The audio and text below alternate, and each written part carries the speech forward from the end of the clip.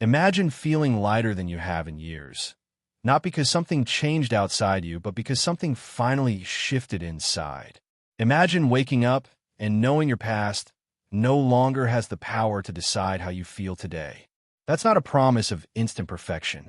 It's a promise of steady progress, a new kind of high that doesn't crash, the high of genuine healing. Today we're walking through Vex King's Healing is the New High. If you're ready to learn how to let go, raise your vibration, and become your own healer, keep listening. Vex wrote healing is the new high because healing changed his life, literally. He moved from pain, insecurity, and unhealthy coping to a life of hope, steadiness, and purpose.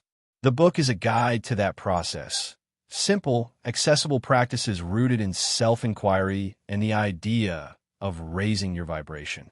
The two big ideas to keep in mind as we go. Healing is not about pretending you're fine. It's about learning to feel, process, and free yourself from the stories that keep you small. Healing is layered. It isn't just psychological. It shows up in your body, your emotions, your thinking, your intuition, your sense of connection, and ultimately your freedom. Throughout the book, Vex gives short, doable exercises, body scans, belief rewrites, self-care plans that build on each other. He's clear that this isn't therapy in a clinical sense.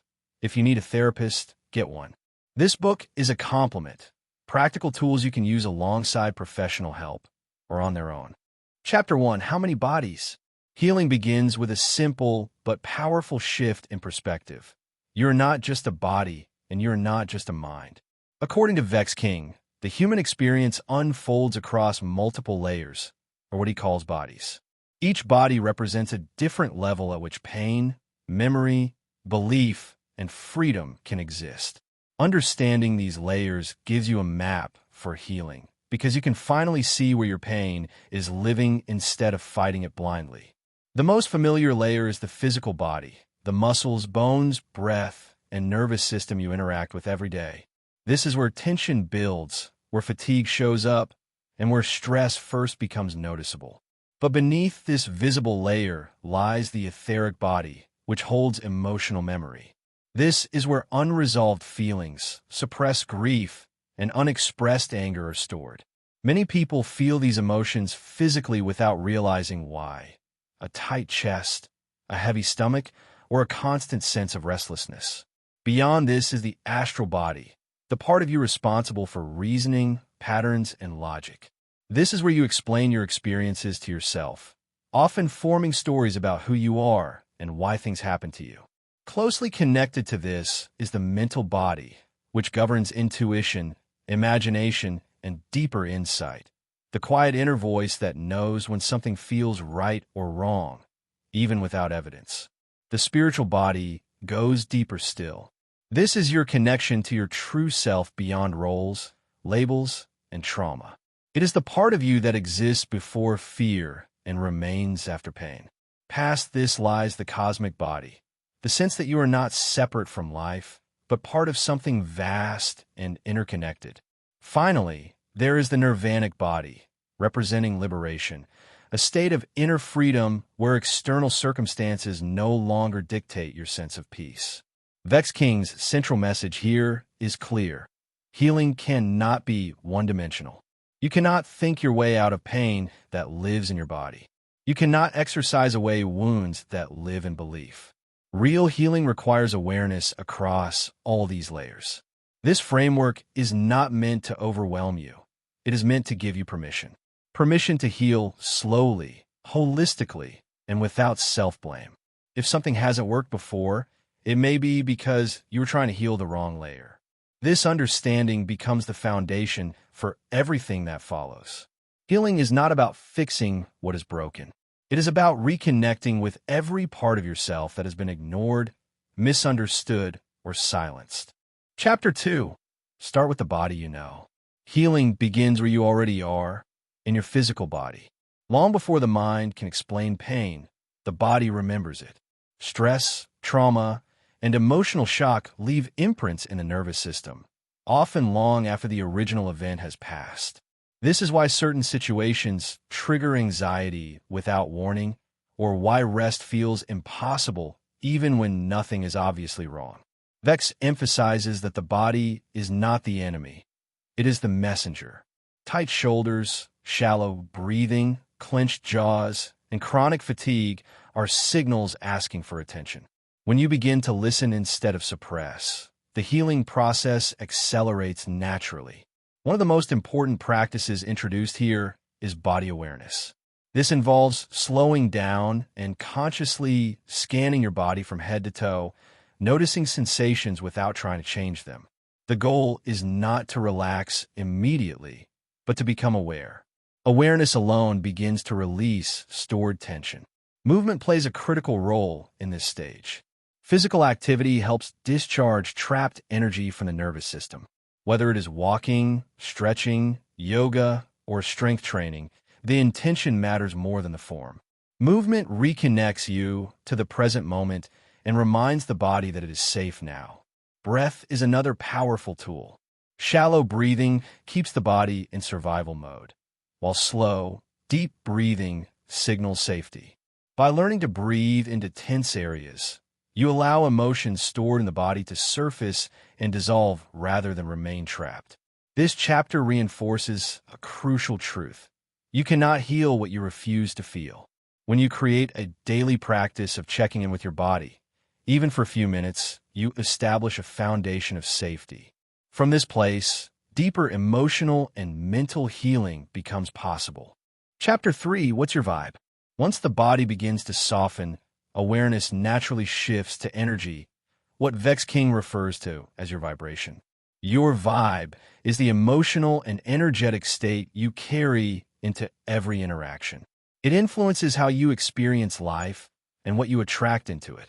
Vibration is shaped by your habits, environment, thoughts, and relationships. When your energy is consistently low, you may find yourself drawn into situations that reinforce stress, conflict, or exhaustion. Raising your vibration is not about pretending to be positive. It is about creating conditions that support emotional balance and self-respect. Self-care becomes a non-negotiable practice at this stage. Vex reframes self-care not as indulgence, but as maintenance.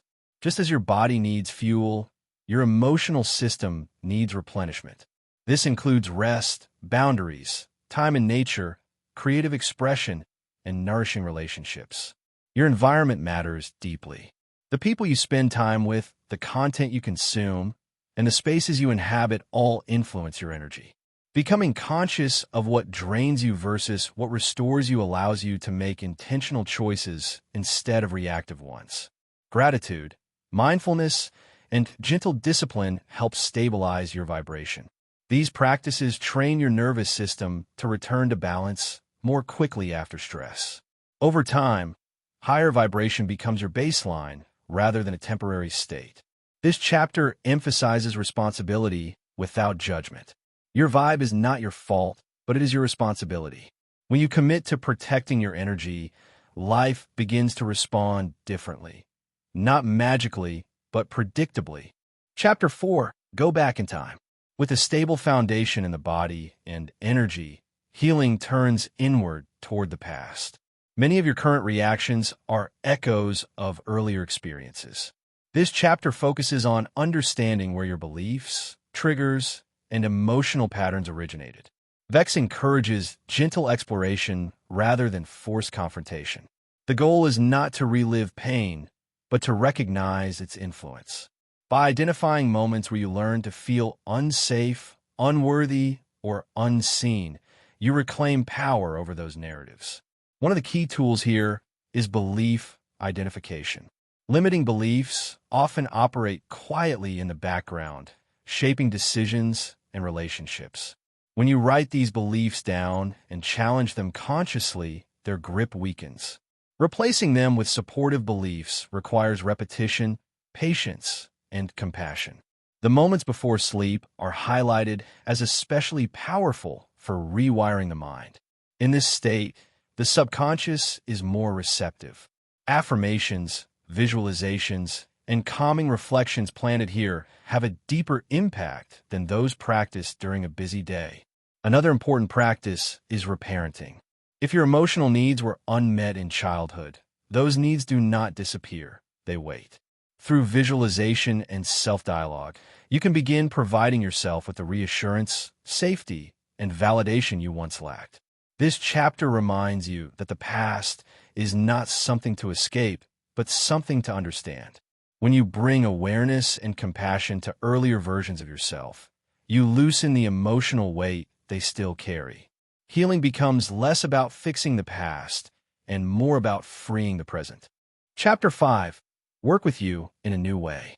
At this stage of healing, the focus shifts from understanding yourself to actively changing how you relate to yourself on a daily basis. Many people unknowingly continue their pain by treating themselves with harshness, impatience, or unrealistic expectations. Vex King invites you to replace self-punishment with cooperation. Healing does not respond to force. It responds to safety. Working with yourself in a new way begins with compassion in moments of failure. When old habits resurface or emotions overwhelm you, the instinct is often to judge yourself. But judgment reinforces the same emotional patterns you're trying to release. Instead, you are encouraged to ask a different question. What is this moment asking for?